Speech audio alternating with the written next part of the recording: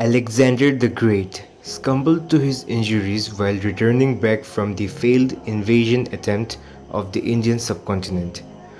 We studied the Battle of Hydaspes in the previous episode. However, in this episode, we are going to study what happened in the western borders of the Indian subcontinent after Alexander's death.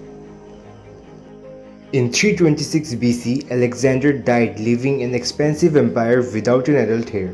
The territories were divided among Alexander's generals. They jostled for supremacy over parts of Alexander's empire. General Ptolemy Stoller of Egypt created a new subdivision of the empire, whereas General Seleucus Nicator established himself in Babylon in 312 BC.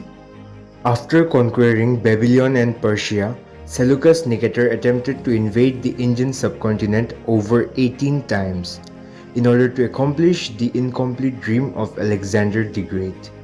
But each time he had to retreat after facing heavy resistance from the Mauryan army under the command of Maharaja Chandragupta Maurya. It is said that the Mauryan army's primary strength was its skilled archers and 10,000 war elephants. The Mauryan Empire was an Iron Age historical power in South Asia founded by Chandragupta Maurya in 322 BCE, and it lasted till around 185 BCE.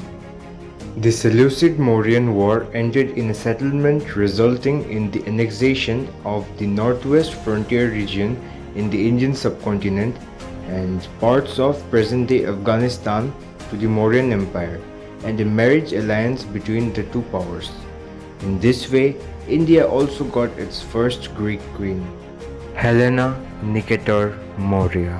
While most historians describe this marriage as a war treaty, some historians also hint a tiny love affair between Helena and Chandragupta.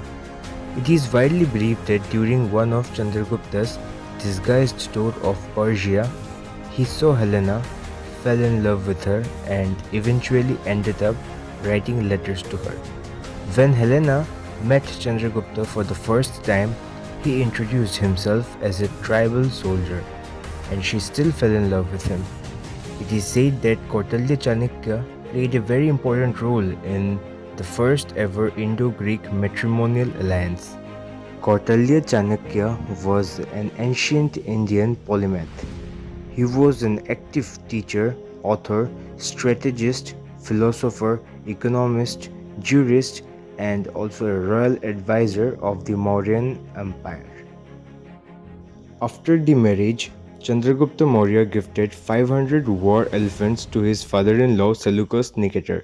This led to the emergence of a new era of Indo-Greek architecture and philosophical combination of Greek polytheism and Sanatana Dharma. Later, many Indo-Greek kingdoms were also founded across the northwestern frontier borders of the Indian subcontinent.